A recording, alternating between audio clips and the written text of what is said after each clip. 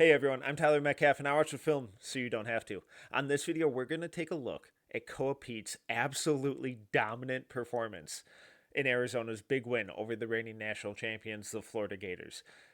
Peat was tremendous on both ends of the floor. He answered so many of my questions and concerns coming out of high school, on his way to casually dropping 30 points, 7 rebounds, 5 assists, 3 steals, 1 block, 11 of 18 shooting, 8 of 12 from the line, becoming just the second freshman in Arizona history to drop a 25-5 game since Jared Bayless did it twice, and recording the second most points in an Arizona debut. Koa Peat was tremendous. We're going to dive through the film chronologically, the plays that stood out the most to me on both ends of the floor. Welcome to film school. Let's dive in. All right, we're just going to run through his film from start to finish. And coming out of high school, a lot of my questions with Peat were one, the lack of an outside jumper. He proved tonight that he can survive without it. Two, what were the passing reads and facilitation going to look like?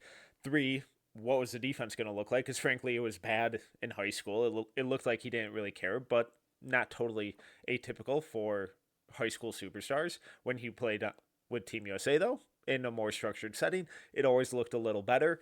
And B, what type of offensive role was he going to be willing to accept? Was he going to be trying to be that primary on ball creator, kind of like he was in high school, or was he going to try and more so star in his role and be that elite role player and be dominant in the short role and playing simple and taking what the defense gave him?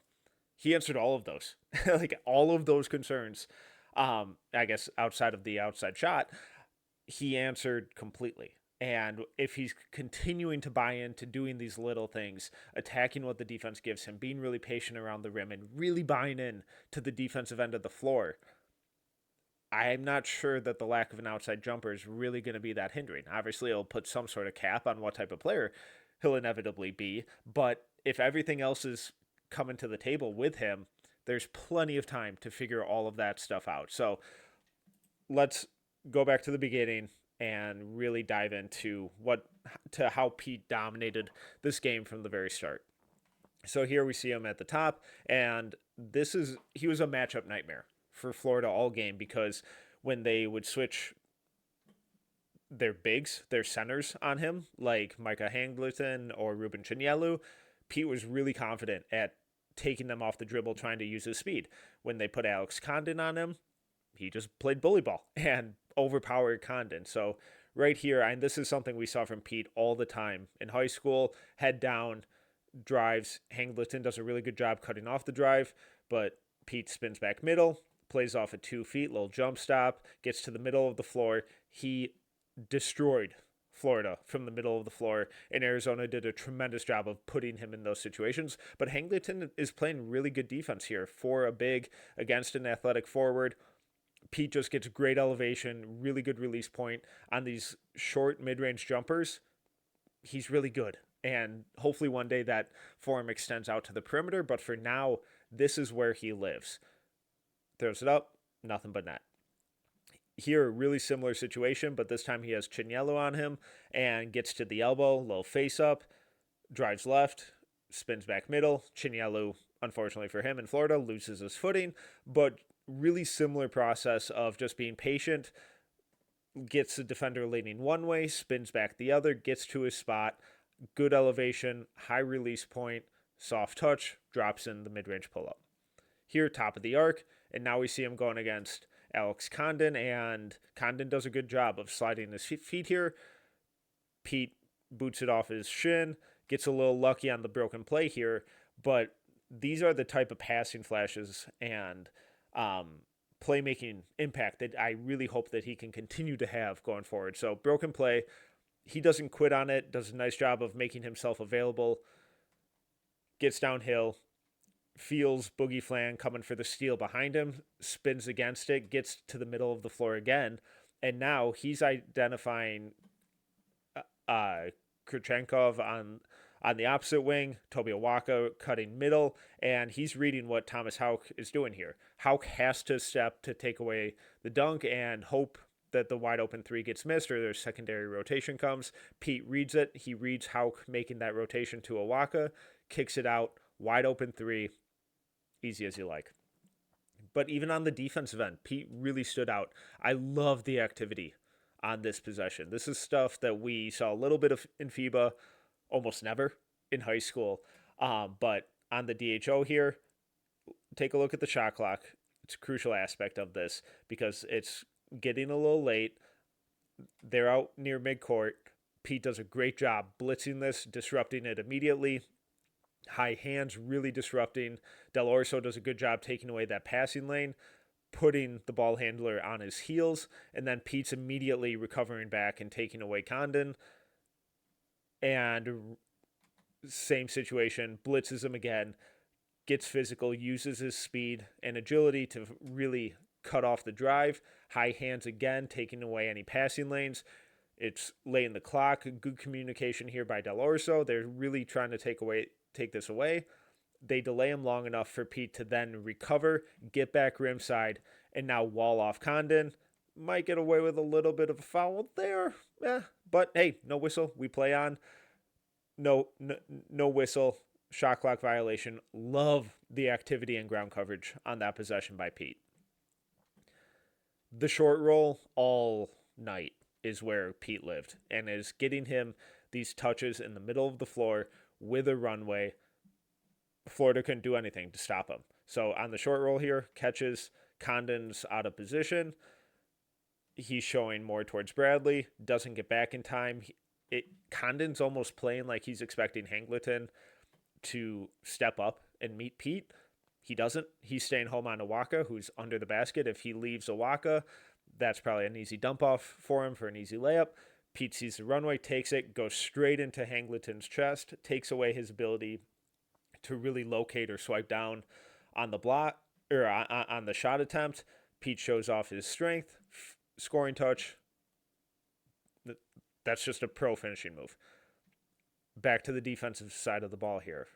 This is all still in the first half. So Thomas Houck, who had an awesome game in his own right, but kind of lulls Pete to sleep here, and we see Pete kind of ball watching. And nice little counter move by Houck, but look at how quickly Pete snaps into a defensive stance here. So a lot of guys, it would be really easy for Pete to get beat here because he's ball watching, he's leaning one way, but the second that Houck hits that counter move, Pete immediately opens up his hips, sits down in his defensive stance, really good low stance, cuts off the drive, opens up his hips again as Houck tries to pivot back one more time.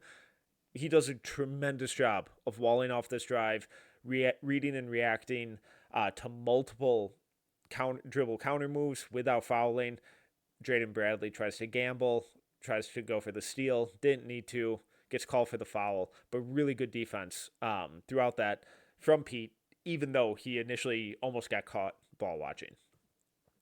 Back to the short roll stuff. Does a really good job of just slipping this, opening up into space, and anytime he's getting downhill and getting to his spots and really not being presented with physicality or resistance right off the catch, it kind of feels like game over with how composed he was throughout this game. So he just turns this into a little post up, gets Condon leaning one way, spins back the other, little head fake. Condon does a pretty good job of staying grounded here, but it doesn't matter because Pete gets to his spot. Really good footwork throughout here, really good patience, really good composure of just getting exactly where he wants to and then showing the offhand finishing touch. Back on defense, blitzes the pick and roll, recovers, and now Condon's trying to go post up, trying to overpower the freshman. Just simply doesn't work. Really good job by Pete here to nice wide stance, playing with physicality, using his chest to wall off, and then times the shot contest to perfection. He's reading Condon perfectly. Kind of a lackluster shoulder fake there. Pete doesn't bite on it at all. Might get the wrist, but I think he got ball first there. Tremendous defense. Showing at the pick and roll, then recovering. And here, just simple cut. If you're not going to pick him up in transition, he's going to make you pay. Just does a really good job here. Houck initially is signaling to switch off of it. As Burry cycles through, Houck thinks he's switching that. Why he would be switching that with Xavier Lee, I don't know. But regardless, that's what he thinks. Xavier Lee's like, I'm not switching on to Koa Peat. That sounds like a nightmare. And no one grabs the leading scorer who's on his way to 30 points. Jane Bradley does a great job recognizing it, dumps it off. Easy 2 points. More short roll stuff. I love how he just consistently settles into this open area where as Braden Burries continues to try and penetrate the lane, try and get to the rim, Peat doesn't recklessly rim run into Chinyelu and Krivas and take away their space. He doesn't float out by the three because he's probably knows he's not going to make that shot or even take it. So he just kind of keeps taking what the defense gives him, keeps settling into this zone in the middle of the floor and making himself available for this pocket pass for Burries. If he rolls too hard, that pocket pass is gone. If he stays out here, Burries is going to have to circle out or leave his feet to get a jump pass off over the defenders. But by continuing to settle in here, kind of like a tight end does against zone defense in football, he makes himself available. And now he's in a great spot to attack. And it's a tough mid-range fade, but this is where Peat makes a living. This is where he thrives. A little bump, fades away, creates enough space, good elevation, high release point, drops it in. Back to the post defense, walls off Condon again. Again, this is a freshman dealing with a prominent figure on the reigning national champions, and Condon can't move him at all. Absorbs the bumps, times it to perfection, and just absolutely suffocates the shot attempt in the post by Condon. Really disciplined stuff from a freshman defender who didn't show a ton of that throughout high school. Good job slipping into this little short roll area. And again, Condon is really committed to the ball handler here, leaving a huge passing lane for that pocket pass. And by the time he opens up, he's conceded so much of that driving lane to Koa Peat, who's way too physical, way too athletic to be just handed a runway like this on a silver platter. Peat attacks it eagerly, finishes again with the offhand. So we've seen really good floaters. We've seen him finish with his right, with his left, mid-range pull-ups. The scoring touch with Peat, I have a lot of concerns with the actual shot mechanics, especially from outside, the further he gets away from the rim. But the scoring touch is really, really encouraging. One more time, short roll opens up, and that spin move is nasty. This is violent. So Houck does a much better job than we just saw Condon do of not opening it up his hips entirely to just give the driving lane, but instead does a really good job of sliding over. But Peat has momentum going his way, starts to attack back against. So as he catches this, Peat starts to attack back against Houck's momentum to the left. So a little jab step, gets Houck leaning one way, and then Peat shows off the footwork and the balance and the explosiveness to then spin back again against Houck's momentum. So it's really good job by Peat to totally manipulate Houck's momentum in the matter of a step and a half, 2 steps. This is really tight area momentum manipulation that's really encouraging for what that could continue to grow into as Peat continues to develop physically. And he doesn't get the bucket here, but that type of move draws the foul. He's going to continue to live at the line throughout the year. But throughout this game, we saw him consistently settle into this short roll area. Doesn't mean he can't rim run. So in here, he recognizes Xavier Lee isn't tagging him a whole lot here. He's got a pretty clear lane to roll to since Del Orso is attacking down low to Krivas' side where the post up is. Hangleton can't sag off and leave Krivas. Condon is again in no man's land, unfortunately, in this drop. And Delorso throws up a perfect lob. Ian Condon does a pretty good job of getting back in time to try and contest this, try and deflect it. It didn't matter tonight. It didn't matter because anything Koa Peat wanted to do, he did. Grabbing it at the peak there, one hand slam. Let's get that just in full speed one more time because what a way to cap it off. Absolutely methodical and lethal, inexperienced stuff from Koa Peat throughout this game. So where does that leave us with Koa Peat? Obviously, it's just one game, so you don't want to overreact too much. But it's one game against the reigning national champions with the best front court in the country. I think a little overreaction is warranted. And by overreaction, I don't mean now he's the number one player on my board, but instead, my expectations have drastically shifted. This is the type of game I was hoping we were going to see from him in late December, January, February. You know, if he could have just rounded into this type of player by the season's end, I would have been thrilled. But now that he's doing it on day one, expectations have shifted. He's now proven that he is more than capable and willing to play that type of role. And all offseason, one of my big questions was, is he going to be Denver Nuggets Aaron Gordon, or is he going to be Derek Williams?